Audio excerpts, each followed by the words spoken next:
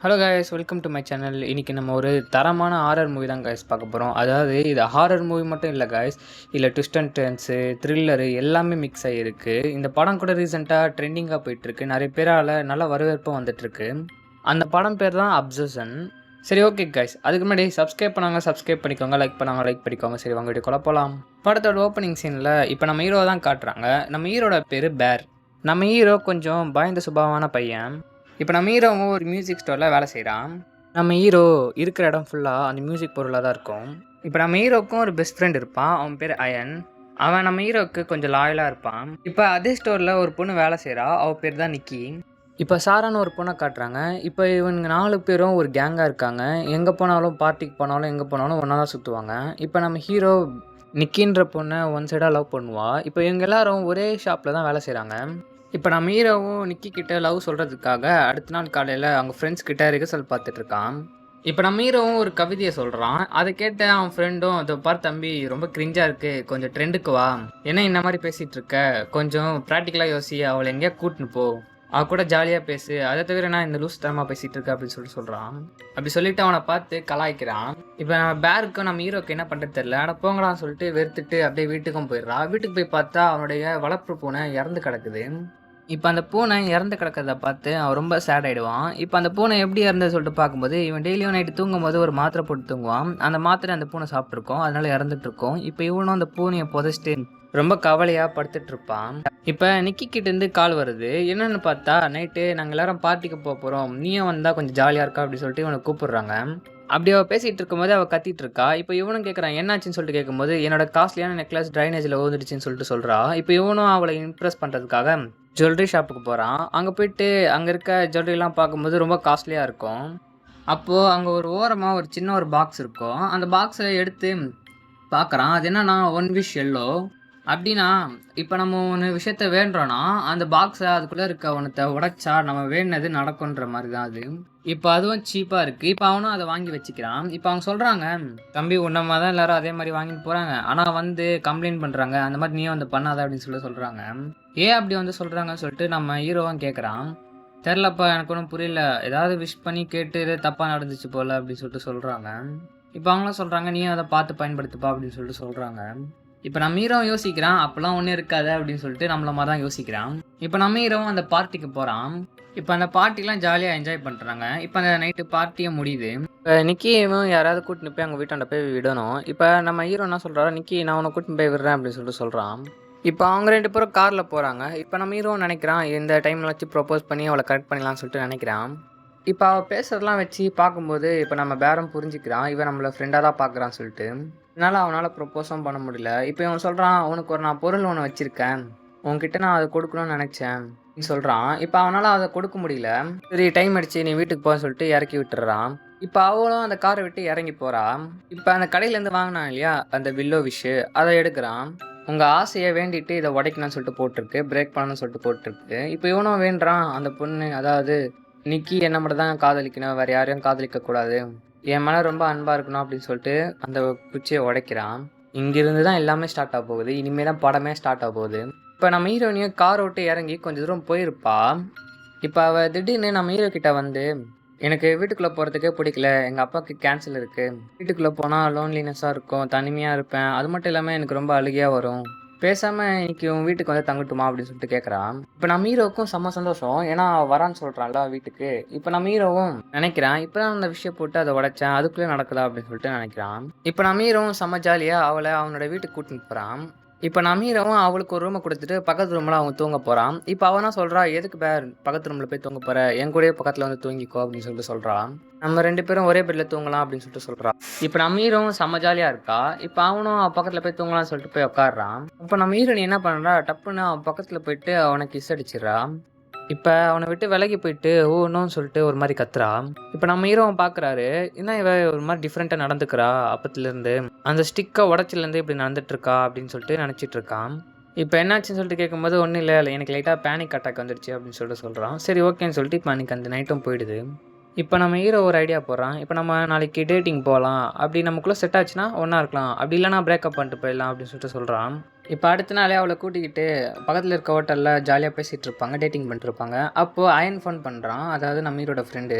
இப்போ அவன் விடாமல் ஃபோன் பண்ணிகிட்டே இருக்க, இப்போ நம்ம ஹீரோ சொல்கிறான், இரு கொஞ்சம் என் ஃப்ரெண்டு கொஞ்சம் ஃபோன் பண்ணுறான், நான் போய் பேசிட்டு வந்துடுறேன்னு சொல்லிட்டு அந்த ஃபோன் எடுத்துகிட்டு போய் பேசுகிறான். இப்போ அயன் என்ன சொல்கிறான்னா, இந்த பாரு மச்சா, நிக்கி வந்து அவங்க அப்பாவுக்கு கேன்சர்னு சொல்லிட்டு சொல்கிறா. ஆனால் அது 100% உண்மை இல்லை. அது மட்டும் இல்லாமல் நீ இந்த ஸ்டோரில் இல்லாதப்ப சாராவும் நிக்கியும் உன்னை பற்றி தான் பேசிகிட்டு இருந்திருக்காங்க.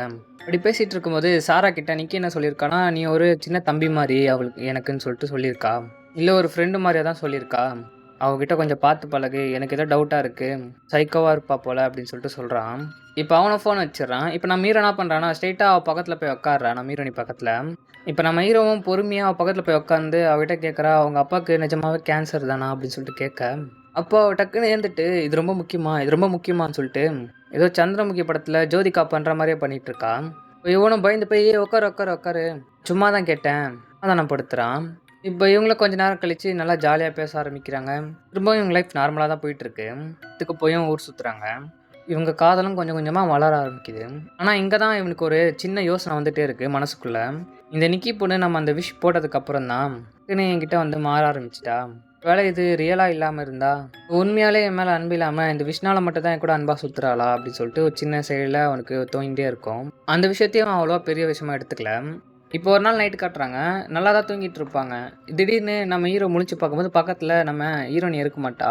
அவள் ஒரு மூலையில் நின்றுட்டு ஒரு மாதிரி பண்ணிட்டு இருப்பா, ஏதோ பேசிகிட்டு இருப்பா. இவனும் கொஞ்சம் பயந்து போய் அப்படியே தூங்கிடுவான்.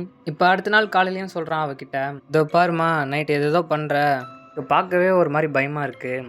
நீ இந்த மாதிரி தூக்கத்தில் நடக்கிறது, அது மட்டும் இல்லாமல் இந்த மாதிரி எதுவுமே பண்ணக்கூடாது, ப்ராமிஸ் பண்ணுன்னு சொல்லிட்டு ப்ராமிஸ் வாங்கிக்கிறான். இப்போ அவளும் சொல்கிறா, நான் உனக்காக பிரேக்ஃபாஸ்ட்லாம் பண்ணி வச்சிட்டேன், நீ பத்திரமா வேலைக்கு போ அப்படின்னு சொல்லிட்டு சொல்கிறான். இப்போ அவன்கிட்டையும் அந்த லஞ்ச் பாக்ஸ் எடுத்து வந்து கொடுக்குறா. இப்போ இவனும் சரி கிளம்பலாம் சொல்லிட்டு அந்த கதவு கிட்ட போய் பார்த்தா ஃபுல்லாக டேப் அடித்து வச்சுருக்கா, வெளியவே போகக்கூடாதுன்னு சொல்லிட்டு. இப்போ இவனும் அந்த கதவை திறக்கலான்னு ட்ரை பண்ணுறான். இப்போ அவளும் சொல்கிறா, அந்த கதவுனால் திறக்க முடியலாம், எதுக்கு நீ வேலைக்கு போகிற, இங்கே இரு அப்படின்னு சொல்லிட்டு சொல்கிறான். இப்போ அவளோட எண்ணம் நம்ம ஹீரோக்கு தெரிஞ்சது. இல்லை பரவாயில்ல, நான் வேலைக்கு போயிட்டு வரேன் அப்படின்னு சொல்லிட்டு நம்ம ஹீரோவும் கிளம்புறான். இப்போ நம்ம ஹீரோ வெளியே போகும்போது எப்படி நிற்கிறாளோ அதே மாதிரி தான் நின்றுட்டுருக்கா அவன் வெளியே போனதுக்கப்புறமும். இப்போ நம்ம ஹீரோவும் அந்த வேலையில் இருக்கான். அப்போது மத்தியானம் சாப்பாடு எடுத்து சாப்பிட்றான்.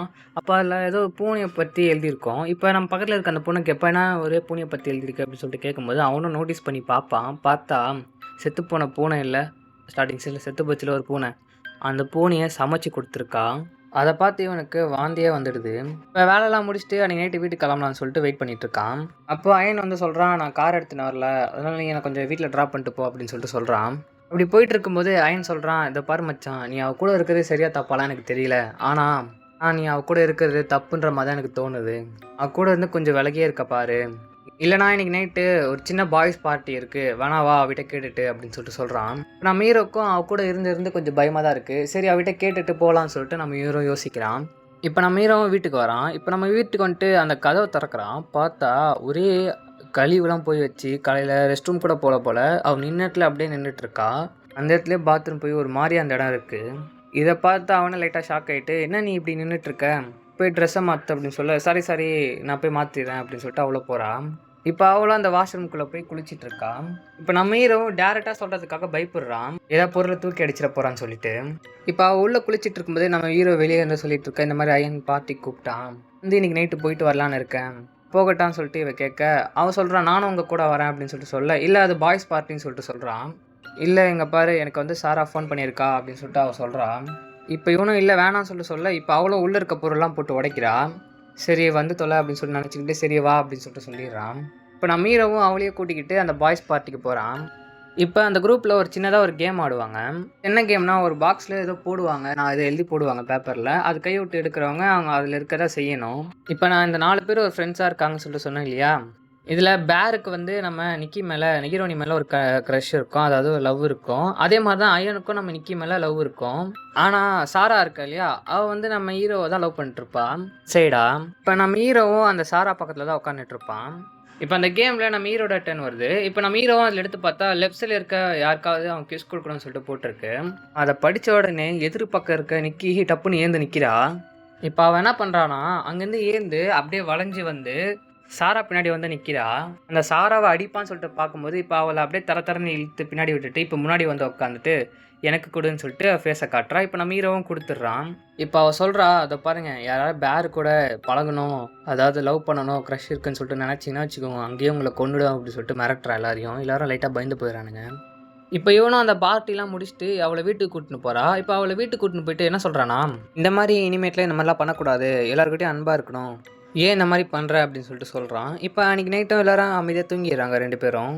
அப்படி அவங்க தூங்கிட்டு இருக்கும்போது இப்போ நம்ம ஹீரோவுக்கு ஒரு மெசேஜ் வருது. யாருக்கிட்டேன்னு பார்த்தா சாரா கிட்டே இருந்து. என்னன்னு சொல்கிறான்னா, அவங்ககிட்ட ஒன்று பேசணும், வெளியே தான் வெயிட் பண்ணிட்டு இருக்கேன் அப்படின்னு சொல்லிட்டு வந்திருக்கு, வெளியே வா அப்படின்னு சொல்லிட்டு அவ்வளோ சொல்கிறா. இப்போ நம்ம ஹீரோவும் அங்கேருந்து லைட்டாக ஏந்துக்க பார்க்குறா. இப்போ நம்ம ஹீரோனியும் லைட்டாக வளர்றா தூக்கத்தில். அப்படி என்ன சொல்கிறான்னா, ஏ பியர், நான் நிக்கி பேசுகிறேன், நீ சத்தம் போடாத, அவள் ஏந்திரிச்சிருவா, அவள் ஏந்துட்டானா அவ்வளோதான், என்னையே கண்ட்ரோல் பண்ண முடியாது, செஞ்சு என்னை கொன்னுடு அப்படின்னு சொல்லிட்டு அவள் கெஞ்சுறா. நம்மளுக்கு ஒன்று புரிய வருது, அவனால் சுற்றி நடக்கிற எல்லா விஷயத்த பார்க்க முடியுது, ஆனால் நம்ம ஹீரோ போட்ட அந்த விஷயனால் அவனால் கட்டுப்படுத்த முடியல. இப்போ நம்ம ஹீரோவும் அந்த விஷயம்லாம் கேட்டுட்டு கொஞ்சம் கஷ்டப்பட்டு தான் ஏந்து இப்போ அந்த சாராவை பார்க்கவும் போகிறான். இப்போ சாரா காருக்குள்ளே உட்காந்துருக்கா, இவனும் அந்த காருக்குள்ளே போய் உட்காடுறான். இப்போ சாராவும் சொல்கிறா, நான் நியூதரில் வந்து அப்ளிகேஷன் லெட்டர் போட்டேன், இப்போ அக்செப்டட் லெட்டரும் வந்துடுச்சு, அவளும் நம்ம 2 பேரும் அந்த லெட்டரை சேர்ந்து பிரித்து படிக்கலாமா அப்படின்னு சொல்லிட்டு சொல்லும்போது அவனும் சரின்னு சொல்லிட்டு சொல்கிறான். இப்போ நம்ம ஹீரோ சொல்கிறான், சரி அதுக்கு முன்னாடி நீ எதுக்கு வந்த அப்படின்னு சொல்லிட்டு நம்ம ஹீரோ கேட்கும்போது, ஆமாம், நானும் நீயும் ரொம்ப நாள் இந்த கடையில் வேலை செஞ்சுருக்கோம், உனக்கு நிக்கி வந்து கிடச்சிட்டா எனக்கு புரியுது, ஆனால் அவளோட குணம் வந்து எதுவுமே சரியில்லை. இப்போ அவளும் சொல்கிறான், அதனால் நிக்கியே பிரேக்கப் பண்ணிட்டு உனக்கு ஏற்ற மாதிரி சில்லான பொண்ணை தேடு அப்படின்னு சொல்லிட்டு சொல்கிறான். இப்போ அவனும் சொல்கிறான், சில்லான பொண்ணா உன்ன மாதிரியா அப்படின்னு சொல்லிட்டு கேட்கும்போது இவளும் சிரிக்கிறா. இப்போ இவளும் ஆமான்னு சொல்லிட்டு சொல்கிறா. நான் தான் அவனுக்கு அன்றைக்கி லெஃப்டில் இருந்தேன். என்னது லெஃப்டில் இருந்தே அப்படின்னு சொல்லிட்டு அவன் கேட்கும்போது இப்போ இவ்வளோ ஏதோ ப்ரொப்போஸ் பண்ணுற இன்ட்ரெஸ்ட்டில் வர மாதிரி இருக்குது.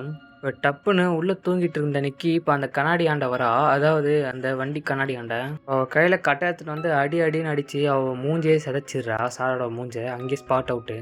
இப்போ நம்ம ஹீரோ கிட்ட வந்து சொல்கிறா, ஹனி என்னை மன்னிச்சிடு, இதெல்லாம் உன்னோட ஃபால்ட்டு தான், என்னை அங்கே விட்டுட்டு நீங்கள் வந்துருக்கக்கூடாது அப்படின்னு சொல்லிட்டு சொல்கிறா. இப்போ நம்ம ஹீரோவும் அதை பார்த்துட்டு சரியான பிசுரில் உட்காந்துருக்கான். இப்போ இவங்களும் அந்த டெட் பாடியை தூக்கிக்கிட்டு அப்படியே அந்த வீட்டுக்குள்ளே போகிறாங்க. இப்போ இவன் உடனே என்ன பண்ணுறான்னா, டப்புன்னு கடையை தேடி போகிறான், அந்த ஸ்டிக் வாங்கின கடையை தேடி போகிறான். அந்த கடையை தேடி போகும்போது அங்கே அந்த லேடி இல்லாமல் வேறு ஒருத்தர் இருக்கார். இப்போ அங்கே போய் பார்க்கும்போது அந்த பாக்ஸ் இல்லை. ஏன்னா அது இங்கே என்ன பாக்ஸை காணும் அப்படின்னு சொல்லிட்டு அவன் கேட்கும்போது, என்ன பாக்ஸ் அப்படின்னு சொல்லிட்டு அவர் கேட்குறாரு. அதான் ஏன் 1 விஷ் வில்லோன்னு சொல்லிட்டு ஒன்று இருக்குமையா அப்படின்னு சொல்லிட்டு கேட்கும்போது, அதெல்லாம் ஒன்றும் இல்லை, அது ஃபுல்லாக தீர்ந்து போச்சு, அதாவது அதை வாங்கிட்டு கம்ப்ளைண்ட் பண்ணுறதுனால நாங்கள் அந்த ஸ்டாக்கை நிறுத்திட்டீங்களா, எனக்கு இன்னொன்று வேணும் அப்படின்னு சொல்லிட்டு சொல்கிறான். அதனாலே ரொம்ப பெரிய பிரச்சனை ஆகிடுச்சு அப்படின்னு சொல்லிட்டு அவர் சொல்லும்போது, என்னாச்சுன்னு சொல்லிட்டு அந்த கடைக்காரர் கேட்குறாரு. இப்போ நடந்த விஷயத்தை எல்லாத்தையும் சொல்லிடுறான். சொல்லிவிட்டு அந்த விஷயத்தை நான் கேன்சல் பண்ணணும் அப்படின்னு சொல்லும்போது, அப்படிலாம் கேன்சல் பண்ண முடியாது, நீ அந்த கேட்லாக்கை படிச்சியா அப்படின்னு சொல்லிட்டு கேட்குறாரு. நான் படிக்கலையே, என்ன ஆச்சுன்னு சொல்லிட்டு கேட்கும்போது, ஒரு ஆள் ஒரு டைம் தான் அந்த விஷயம் பண்ண முடியும், விஷ் கேட்க முடியும், அதுக்கு மேலே பண்ண முடியாது, இதுலேருந்து வெளியே வரணும்னா இதில் ஒரு பாக்ஸ் எடுத்துகிட்டு போயிட்டு ஒரு ஃப்ரெண்டுக்கிட்ட கொடுத்துட்டு நீ விஷயம் பண்ணலை அப்படின்ற சொல்கிற மாதிரி சொல்லி உடைக்கணும் அப்படின்னு சொல்லிட்டு சொல்கிறாரு. அப்படி வேணால் நீ இங்கேருந்து தப்பிக்கலாம், இதுலேருந்து தப்பிக்கலாம் அப்படின்னு சொல்லிட்டு சொல்கிறாரு. அப்படியும் இல்லைனா நீ செத்தாதான் அப்படின்னு சொல்லிட்டு சொல்கிறாரு. நீ செத்தாதான் இந்த விஷயம் உடையும் அப்படின்னு சொல்கிறாரு. இப்போ நம்ம ஹீரோக்கு என்ன பண்ணுறேன்னு தெரில, அதுலேருந்து ஒரே ஒரு பாக்ஸ் மட்டும் எடுத்துகிட்டு அயனை பார்க்க போகிறான்.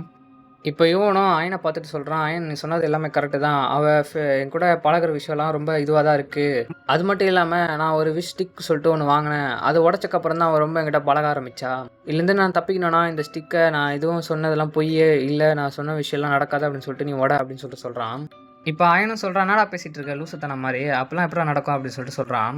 யாரா நம்புவான் அப்படின்னு சொல்லிட்டு சொல்கிறான். இப்போ நான் ஏன் அந்த மாதிரி நம்பணும், எனக்கு இப்போ 1 பில்லியன் காசு வாங்கணும்னு சொல்லிட்டு அந்த ஸ்டிக்கை உடைக்கிறான். பார்த்தா அவனுக்கு அப்படி கொஞ்சம் சொல்லிட்டு காசு கிடைக்கிது, $1 பில்லியன்.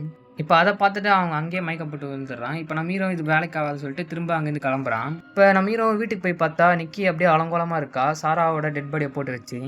இப்போ நம்ம ஹீரோவை பார்த்துட்டு அவள் கன் பாயிண்டில் வச்சு வாழ்நாள் ஃபுல்லாக என் கூட தான் இருக்கணும், அப்படி இல்லைனா நீயும் செத்துருவ, இப்போ நானும் என்னை ஷூட் பண்ணிப்பேன் அப்படின்னு சொல்லிட்டு சொல்கிறா. இப்போ நம்ம ஹீரோவும் செம்ம பயத்தில் இருக்கான். அது மட்டும் இல்லாமல் கரெக்டாக இப்போ அயனும் உள்ளே வரான். அயனும் உள்ளே வந்துட்டு, மச்சான் நீ சொன்னாலாம் உண்மைதான்டா, நான் இப்போ கொட்டின படத்தெல்லாம் எண்ணிட்டு தான் வந்தேன், இப்போ கரெக்டாக 1 பில்லியன் இருக்குது அப்படி அவன் சொல்லிகிட்டே இருக்கும்போது டப்புன்னு நம்ம நிக்கி அவளை கொன்னுடுறா, ஷூட் பண்ணிடுறான். இப்போ நம்ம ஹீரோவும் செம்ம ஷாக்கு. இப்போ நம்ம ஹீரோவும் நிக்கியை சமாதானப்படுத்திட்டு பாத்ரூம்குள்ளே போகிறான். இப்போ நம்ம ஹீரோ யோசிக்கிறான், இதுக்கு மேலே நம்மளால் யாரும் சாகக்கூடாது, இவன் ரொம்ப எக்ஸ்ட்ரீமாக போகிறா, இப்போ நம்ம செத்தாதான் ஒரே வழி அப்படின்னு நினச்சிட்டு பாத்ரூமில் கன் இருக்கும், அதை எடுத்து அவன் ஷூட் பண்ணிக்கலாம்னு சொல்லிட்டு பார்க்கும்போது அவனுக்கு தைரியம் இருக்காது.